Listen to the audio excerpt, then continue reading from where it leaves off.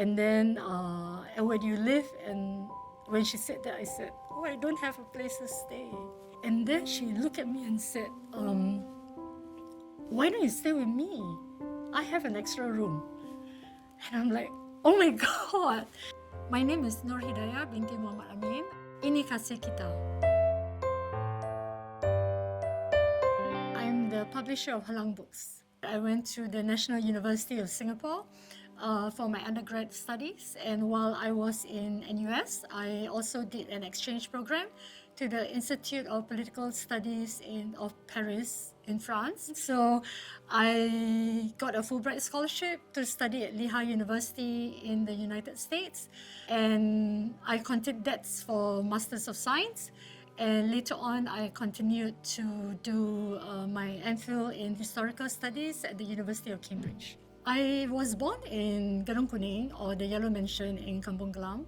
It is beside the Istana Kampung Glam, which is now the Malay Heritage Centre. My mother chose to give birth to me at home.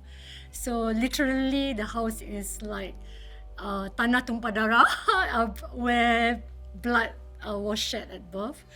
My mom had a few miscarriages, so her womb was not strong enough to hold the fetus. But somehow, as God plans it, then she found out that she finally that she could carry me to term.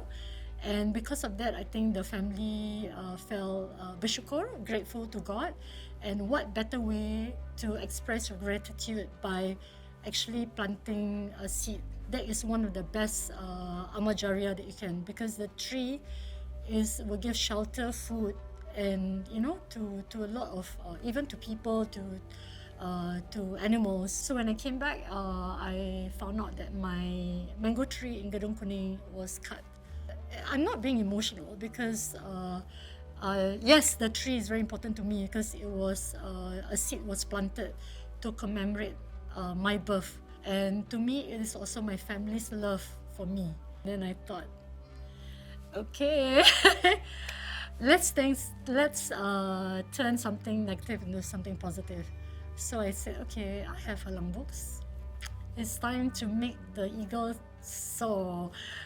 So I actually wrote the mango tree. So I was actually homeless in Paris. Like the university in Paris, they all like you have to find your own housing. It's a city campus, and not knowing how to speak French is really tough. I even went to the mosque, and asked the imam, can you ask your congregation whether there is, any Muslim family who can rent me a room?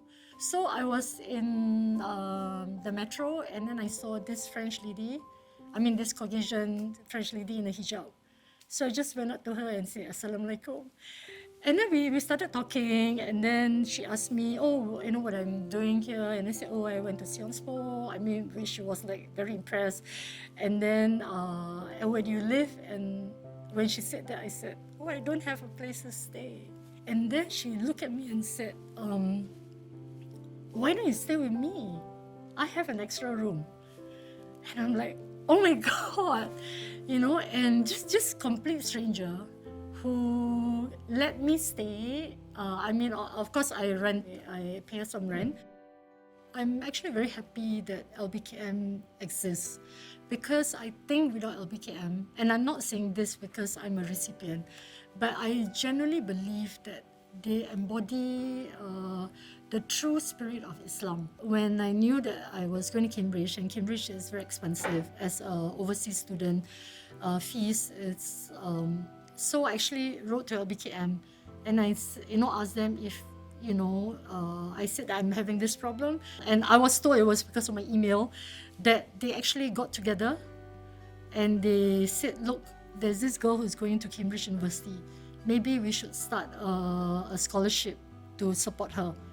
Not to fully pay for everything, but to show that the community support her. And I think that is very, very important. It's not about the money, LBKM can give me $50, but I'll still be eternally grateful. No, but the fact that you said, look, I'm with you on this journey and I will help you. So again, it's never about the money. It's that your community support you. I was the honorary auditor, internal auditor for LBKM for many years until I took a break recently. I volunteer in some of the activities. And I think among the more significant contribution is the fact that I wrote a book called A Journey of Giving, the LBKM story, that was published in conjunction with LBKM's 50th anniversary.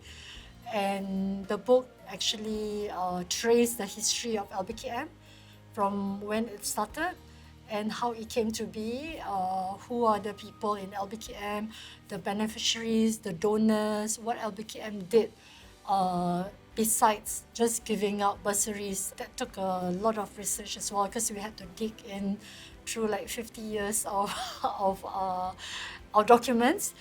So that I think that is one of the significant contributions that I did for LBKM. Let us build up knowledge as it is a map for us to navigate life.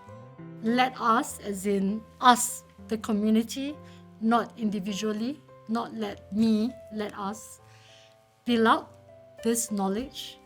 So knowledge, you always have to learn and relearn, because knowledge is like a map. M is a map, and this map will serve you well when you navigate life. Thank you to all donors of LBKM. Your donations, small and big, have indeed benefited a whole lot of recipients like myself. We may not be there to thank you personally. I think you can see it when those people who have benefited from LBKM, they in turn have given back to the community, to the country in their own ways. It is the fact that you donate something. It is symbolic. It is a sign to tell your fellow countrymen that you support them and you want them to do well. And for that, may you be rewarded tremendously.